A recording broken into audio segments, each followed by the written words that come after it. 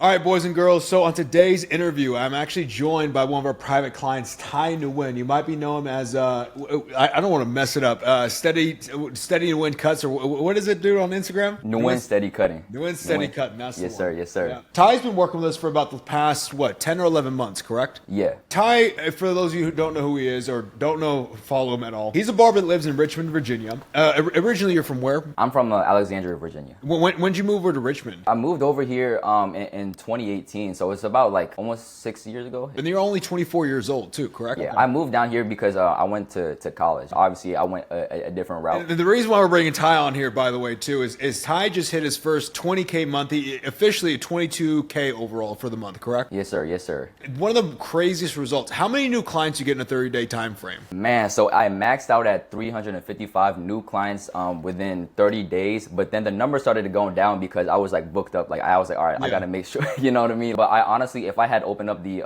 future bookings, I think it would have honestly easily hit 400 because I have so many people asking me like when I'm gonna open up my next month. So here's the most important part. What were you charging? Were you at 75? What were you charging to get all those clients booked? I was charging 100 for a haircut and 120 for a beard. So you had 350 new clients. So legit right there, that's $3,500 and without tips or whatever service, secondary service, right there already pre-made in 30 days, which is incredible. Because like, dude, that's more than what a lot of barbers make in like 1 month, let alone like, again, too, just like off of the new clients. So I guess for you, man, made 22K. Now, I do want to preface this. Obviously, like you have some coming in from barbering, cutting hair, and then another portion of it is actually from TikTok, correct? So you're posting videos on TikTok and you get paid from TikTok. What was the split on that overall? So barbering, it was 17, and then from TikTok was around 5. Like just posting content, right? Exactly, 5K is still more than like what most barbers make in a month. Crazy. So I guess for you to start off, like I know when you started with us, you were doing like what, 9K a month about 10 or 11 months ago? Yeah, it was 9. Yeah. But man, I was, oh my God, it was tiring to get to that number. So I mean, because we talked before this, you didn't even realize you hit 20K. Like, what was that feeling like when you actually realized, oh shit, I just made 20K this month? Man, it was crazy. So like I was adding up the numbers at the end of the month, and when I saw the number, like added up the total, I was like 22. Like there's no way. So I had to add everything up again, and I was like, bro, that's so crazy. And I got so excited, but I was like, you know what, no, let me just calm down a little bit. But yeah, it was, oh man, I was so happy. Never would have thought I would be able to make 22 and that time frame too, it's just crazy. I gotta remind you, dog, right? I remember it was probably not even like 4 or 5 months ago. We were on Q&A calls and we were like trying to figure out the kind of like, oh, I'm posting the content, it's not really working. You're on every Q&A call like, dude, what should I be doing? I could tell you're getting frustrated, right? Like, dude, take me through those moments of like what really changed for you, like to go from like struggling on social media, you're like working on this thing for a couple months, to all of a sudden 350 new clients, 22K a month. What really transpired to get that growth overall? It's a lot of things. Honestly, the general thing is how bad I really wanted it, but I guess to go more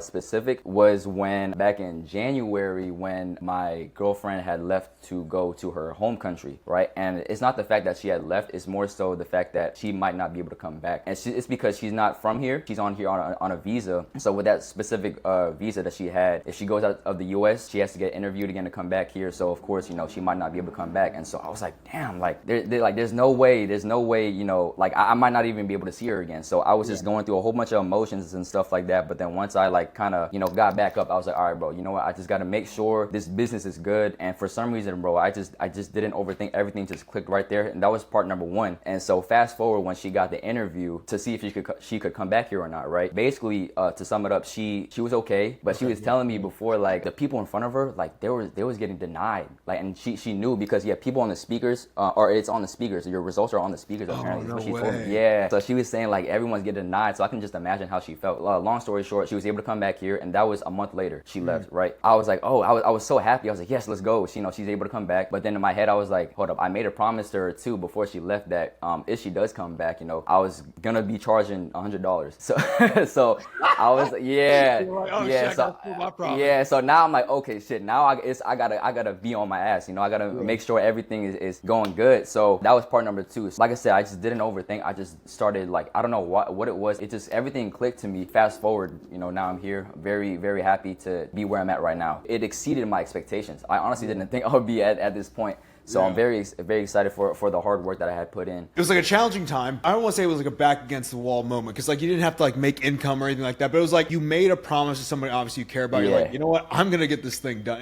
That was kind of like the motivation. Like I'm gonna make this thing work no matter what. Finally, like was it the fact that you finally applied pressure and you're like, all right, cool, now I got to perform, and I can't like just stay comfortable. Was it a little bit of that, or what played into this overall? I guess the most important thing was honestly the promise and the pressure. I know a lot of people, they make promises, and I know how it feels to have someone break their promise, and I don't want to be that person. You know, I like to stand by my word, and so I don't know if you remember when the last EM event, you know, when we were talking, I said to you too, like, you know, by the next EM event, you know, I'm gonna be charging 100. So that was also, it's just little things like that I like to keep going, you know, to make sure that things go the way they should be going. It's just keeping your word not only to yourself but to others, like being a man of your word, basically. In terms of the promises, I kind of want to talk more in depth too, because those are just, I feel like, service level promises. To me, there's bigger promises that I've made to myself in the past that I was like, okay, I gotta make sure this happens. Like, for example, back when I went home to Vietnam, because I'm Vietnamese, right? I went back home, you know, when I was 15, and of course I've seen a lot of like people that are struggling here in America. You know, I've seen people, you know, homeless people basically, right? And I feel like something that I have is empathy. Like I feel for them, so it motivates me. But man, when I went to Vietnam, that was just a whole different level. Like it was, of course, it was a very beautiful experience, right? But man, I seen kids begging for money. I seen like this old man like on a rainy day begging for money. He had no legs. He had no legs at all. He was just crawling around. He had a cup of change, like just trying to beg for money. And honestly, I got so emotional and stuff. And another thing too was when this was my first time meeting my cousin, my little cousin. Basically, he understood that his family doesn't have a lot of money. And he told me, he was like, man, I wish like an airplane could just fly over, you know, our shed and just drop a whole load of money. And then he also showed me too at that time, like I remember he showed me a magazine and he was looking at all these gold watches and he said like, I want this watch. And so that it hit me. I'm like, damn, you know, I'm so lucky to, you know, just be where I'm at right now at that time, at that point in time. And so I made a promise to him. I didn't tell him, but to myself, I was like, bro, I gotta make sure, you know, I succeed. So next time I see him, like I can give him better watch than he has showed me, and just a whole bunch of money just so he can succeed in whatever he wants to succeed in too. So it's just not like, these promises are what keeps me going and, you know, succeeding in my business, because it's deeper than just getting the money.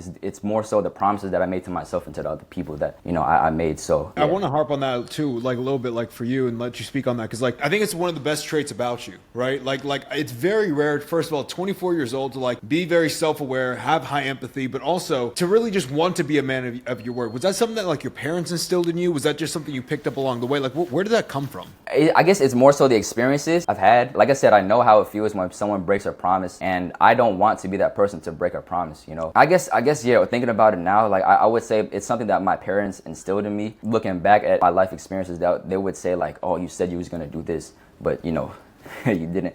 And it would make me feel some type of way when I was a kid. I ain't gonna lie to you, but it was a good thing, because like I said, I don't want to make promises that I cannot keep. I think it's just something that I had, something that my parents had taught me, and something I just learned along the way. It's just, it's everything, a mix of everything. I definitely want to touch on something you said earlier too. I know you said like, obviously you got to 9K. You said that it was hard to get to 9K. Why do you say that? And like, what went into getting 9K that was so hard about it? I was working like 7 days a week, nonstop, open to close. I mean, at that point in time, I was able to bring it down to 6, but even still, man, I was cutting like 20 heads a day. I mean, at the time, yeah, like I was getting, you know, pretty decent amount of money, but in the long term, like that's not going to be good for you, you know? Because I had a feel, I don't want to say burnt out, but I did feel like I had that feeling. I was like, bro, like what is this? Like, but I was like, nah, just suck it up, just keep it going. But man, looking back, like I know I can't keep doing that, you know, in the long term. You were like what, 22, 23 years old, working 6 days a week. I mean, like I think we all do that at some point in time. We all have that moment of realization, like,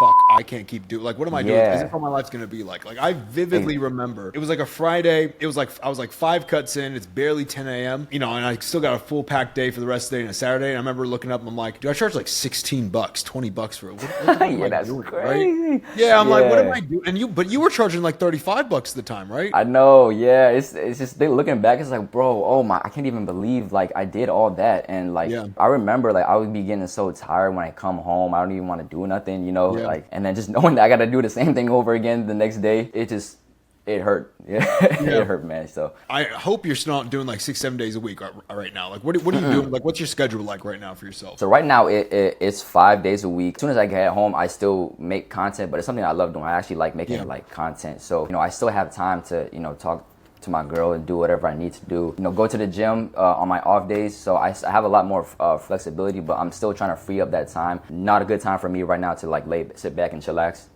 I got to keep going. So absolutely.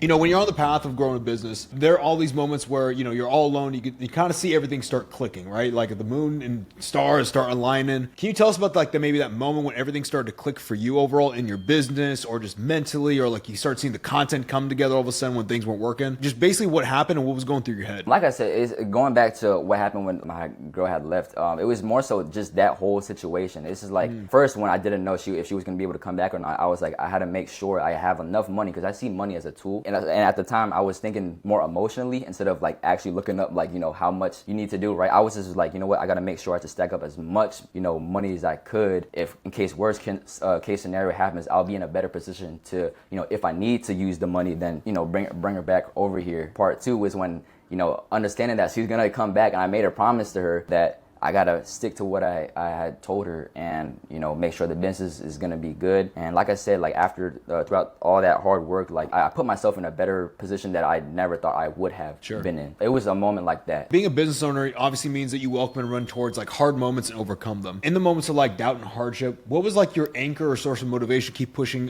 forward and keep pushing the boundaries? Obviously you have like this situation with your girlfriend. What really, I think it's like outside of the fact that keeping your word to your promise, what else like kind of keeps you grounded, or your source of motivation overall? Just understanding like the end goal that I want, because this is not where I want to be for the rest of my life. I see myself doing bigger things. This is just like a stepping stone of what I need to do in order to get to my end goal. If I'm not able to like surpass this obstacle right here, then how am I able to like, it's like how are you gonna beat a level 10 boss if you can't beat a level, level 1 boss? So that's how I see it. And so it's like I gotta make sure I'm able to get through the first obstacle and the next in order to get to that end goal that I had set for myself. I think everybody in the barber industry wants to like go really fast, and you can go fast, right? But it's like you got to utilize like the barber industry in this vehicle, right, to its max level, right? Like there's so much learning that you can learn how to actually run a business, how to market, even just stay organized, right? Create content to like that converts. And like there's so many lessons here that I think people just want to like get the result without like really working on themselves. Like you are the biggest tool in the business. If you work on the skills, like you will get paid greatly as a barber. But the payment or like the payoff doesn't come without all of the work that you put in. And equally, once you leave barbering, all that money is going to leave you, but you still have the skill sets and the person you develop. I think that's the most important, vital thing, obviously. Yeah, and that's something that I honestly learned when I was in this program. Like before, I was just very like, I wouldn't say naive, but I just felt like I didn't know as much as I knew now after doing this whole program. And so just throughout all the things that you guys had taught me and all that stuff, it's like that's what had helped me got to where I'm at right now. Did you just like kind of like come across like the content I was posting like randomly one day? Have you been following like stuff for a minute? Like how did you kind of like find out about even the Elevated Mentorship program? So I was on YouTube in the bathroom. I was like kind of brushing my teeth. Yeah. And I was just watching some barbering and stuff. This was like my senior year of college. I was like, bro, this is like not what I wanted to do. Barbering was like the only other outlet that I had, and I actually really enjoyed, cutting hair because, I'm able to give confidence to other people. And I seen your ad, right? I seen a couple of your ads actually a few times, and you were mentioning about, barbers making $20K a month, and so I was like, what? Like, there's no way. So I clicked on it. I was watching through a whole bunch of your videos and everything was like making sense. But what stood out to me was when you said, this is not going to be easy. So when you said that, I was like, okay, this dude's not bullshitting. Like this is legit. Like if someone said there's a shortcut to make $20K a month, I'm like, yeah, that's probably like, he's probably bullshitting. But no, you said it yourself. You're like, no, this is going to be, you're going to have to put in a lot of work to get to this point, but it's possible. That was when I had my eyes locked in on this program. I was like, all right, bet. So I'm going to make sure I save up enough money in order to get into this program and start doing whatever he needs me to do to get to that point. So that's how it all started. And this was, like I said, this was back in a senior of college. So I was like already ready to like join, you know what I mean? I really had the desire to join. So. And it's like, I always try to preface that because like, I think you can now attest for it too. How much work did you have to put in to actually get to this $20K a month? Probably more than even thought prior. Yeah, it was a lot. But like I said, like it's like it all comes back to how bad do you really want it? I want it super bad. Like I said, I have goals that I've set and I really want it. You know, we only have one life to live, and I want to make sure that, like, you know, it's before my time passes, like, I get that goal, I succeed in that goal. Yeah. And so, like, no matter how hard it is, it's like there's someone that would kill to be in my position right now. Like, going back to my little cousin, you know, I'm sure he would kill to be in my position right now. So I was like, you know what, bro, there's no point in complaining. And that's another thing too. Like, despite all the hard work, like, yeah, you're gonna need to put in the hard work in order to get to where you want to be. So, like, what is the point in complaining? Like, it's not gonna do anything. Like, you knew what you signed up for, right? So, I mean, yeah, sometimes, like, complaining, you know, we all human, we all make mistakes and stuff like that. But, like, if you keep complaining about the work that you need to put in, like, I don't think it's meant for you, you know? Like, yeah, and I don't think you really want it that bad. And for me, it's like, I don't care what work that I need to do. As long as you give me a blueprint, I will do it, you know? I will put aside my feelings, even though I'm a pretty emotional person. Like, I know if it needs to get done, like, I will get it done no matter what, you know. Yeah. And that all comes down to discipline too. You know, you have to have discipline in order to get that goal that you set for yourself. So I'm always a big believer, like, the results you see in life are just some accumulation of, like, your past decisions, right? It's like, how well is your decision making? Like, at the end of the day, you can't get something for nothing. You're always trading something, right? Whether, like, you're either getting something of comfort and you're trading that for, like, your future dreams, goals, desires, and life you truly want to live, or you get your dreams, goals, desires, and sacrifice in the short term your comfort level, or it's like staying in, like, a complacent stage overall. So that, when you said that, that reminded me of what you mentioned in a Q&A call. You were talking about this one dude that came into your house or into your mom's apartment or something like that, right? And he saw a picture of you. Yeah. And your mom was like, oh yeah, this is my son, and you told us that, like, your mom saw the reaction of his face when he saw you. He was like, dang, like, it seemed like to her, it seemed like he said to himself, like, dang, like, I messed up, but I feel like I should have gone for what I wanted to go for, you know, but instead I went the different route. That kind of just hit me too. It's like, dang, like, with all due respect, I don't want to be put in that position. I don't want to live life with regret, so I want to just try and go for what I want to go for, you know? To I guess, like, bring the story full circle. So, like, the story is basically, like, of course I went to Dubai last year, like, for a business event, and took a picture next to Burj Khalifa, and my mom, like, it was like on my phone, my mom frames it and stuff. She's my mom, right? So she's like, I'm her only kid, so everything I could, like, I don't know, sneeze on a napkin. She's like, oh, keeping this right? But she frames it and puts it in her kitchen. Basically, like, a guy comes over to fix, like, the AC unit or something like that overall. And he's, like, same age as me. And he comes in and she's, you know, talking about, like, oh, I have a son around your age too. And he's like, yeah, I got, like, 3 kids, a wife. And this is, like, his last job around 6 p.m. She could tell he's super tired and, like, drained. He sees me, like, the picture of me. He's like, that's your son? And, like, of course, like, I'm in, like, Dubai, living it up, looking really good overall. And yeah, she exactly said, like, his face just kind of turned to, like, that realization, like, I might have fucked up. I might have went in the wrong direction, make some wrong choices. And, like, I think you have this too, like, having that awareness that, like, that can be a possibility for either you and me still to this day, still onward, right? Like, it's not just like, okay, cool, I'm safe from that. We are always in that, like, position. It's like, what decision are you going to make will either lead you to that destination somewhere in the future or ensure that that is not you. And again, too, if you want to have that, obviously, like, fair play, but, like, if you don't want that, how are you going to set your life up? What decisions are you going to make to actually, like, ensure that, like, you get the result and you get to live the life that you truly want to live, right? I guess for you, like a couple other questions. I'm a big believer on, like, you know, show me your habits and I'll show you your future. Kind of like what we're talking about right now, right? For you, which habits or ideas from, you know, whether it be on the Q&A calls or just even, like, I know we got to meet in person at the IM event, have you utilized into your life and how have they helped you grow the business overall? It was more so, like, just doing the work that needed to be done. Like, that I think when it comes to things like that, like, it comes easy for me. I feel like when I was a kid growing up, like, discipline was just something that I had instilled in myself, I was born with, and my parents had instilled in me. Another thing too is, I remember when you had said, like, it was something along the lines of, like, you know, imagine if you were on your deathbed right now, like, would you be satisfied with everything that you have done? Yeah, I'm always like, no, not right now. Like, I have only scratched the surface. Like, I'm very thankful for everything that's happened to me right now, but I'm not gonna stop here. Like, this is just the beginning. Like, I'm so excited that everything I want is forming, but this is just the beginning. Like, I can't, like I said, I just can't, like, sit back and just, you know, have a couple beers and stuff right now, like that right now. Like, I'm not done yet. You know, I got to keep going. Nah, if I was on my deathbed right now, like, would I be satisfied? Yeah. Simple answer, no. I'm not satisfied right now. I gotta keep going. So I think the biggest thing here too, and I always try to like keep this mentality as well too. First quarter mindset, right? Like I think everybody like in your stage of like, let's say barbering career, they'd be like, oh, fourth quarter, I'm in the lead. Like we're about to win the game. Like I did it. Like, you know, I could chillax, but it's like, dude, we just kicked off. Right? This is the first possession though. Like you are 23, you're 24 years old. I'm 30 years old. We're still, we're not even out of the first drive yet. The equal or the opposite of that is like, at best, man, I might only have 40 years left to live, right? I might already be 50% of my life all the way through, which is crazy, right? Right, yeah. And it's like there's that thing of like, okay, I'm so early, but I also don't have that much time. That it's like, dude, I got it. Like, it's just go time. The lights are on. Like once that game starts, we're in the game right now, and we gotta go, right? Yeah.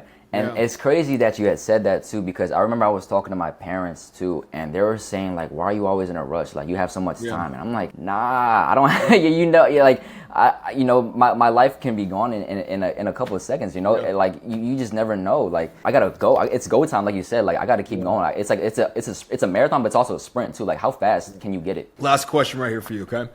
If you go back to the day before you started working with us as a private client in the Elevated Mentorship program, what advice would you give yourself knowing what you know now? I would say to not worry, because I'm always, you know, like I said, I'm always, you know, 10 toes. I'm always like, I'm worried that something bad might happen and I might mess up my whole life, right? I always had that mindset. I still to this day, I still do sometimes. I just got to be like, you know what, like you're on the right track. You know, you're doing everything that you need to be doing. Don't worry, just put in the work, just trust the process. And that's like a very cliche like saying. Everyone says that, but it's true. Like you need to trust the process, just doing the work that needs to be done. And there was times like, you know, throughout the program where I kind of like doubted. I'm like, dang, like am I really meant for this? Is this for me? Like am I doing something wrong? All that stuff, just all that like self-doubt came in. But it's like, nah, you just got to trust the process, trust in yourself that you'll be able to get it done and everything will be okay. I would just tell myself to like just not to worry. You're doing everything that needs to be done. So yeah, and I could see it on Q&A calls. I was just like, come on, Ty, you're right there. Keep it going, dude. Like I saw it, like, dude, like I could see like exactly, like you're so close. You just got to keep going. I was like, every single time, like, Ty, keep going, keep doing it. And dude, it works, right? You got here. And again, too, like you said, this is just the beginning now, right? We just started kickoff. We got the ball for the first time. And now it's like really time to lock in overall. Because like, dude, you got the rest of your life to really like crank this thing up. But exactly. Ty, dude, I'm very, very, not only like thankful also that you came on this interview, but very, very honored to be working with you inside the EM program. First of all, I mean, if you guys ever meet Ty, one of the most humble guys and stand-up guys you'll meet in person, the most genuine individual as well too. So I'm very blessed to at least get to know you, dude, and also get to work with you inside the Elevated Mentorship program. And I'm very excited to see, again, too, what the next 12, maybe even 24 months has in store for you. Just continue to strive and work on your business. Thank you so much, man. I want to say a quick thank you to you too, man, to everything that you have done. You know, if you haven't gone through everything that you have gone through, I literally would have not been here. You know, all your mess ups, all your mistakes, everything, your experiences in general. Like, I feel like if you didn't succeed in all those obstacles and all those, like, you know, self-doubts and all that stuff, like, I literally would have not been here. You know, I feel like that's the reason why, you know, the Elevated Mentorship program has started, is because of, you know, you, like, everything that you have done. So, yeah, I just want to say thank you so much, man. Like, it really means a lot to me, bro. So, Received, brother. I appreciate you. Dude, Ty, yes, thank you so much. If you're not following Nquyen Steady Cutting on Instagram or TikTok, make sure you follow him because he got a lot of big stuff. We might hit a 500 new clients in a month. You don't know. Yes, so sir. Appreciate you, Ty.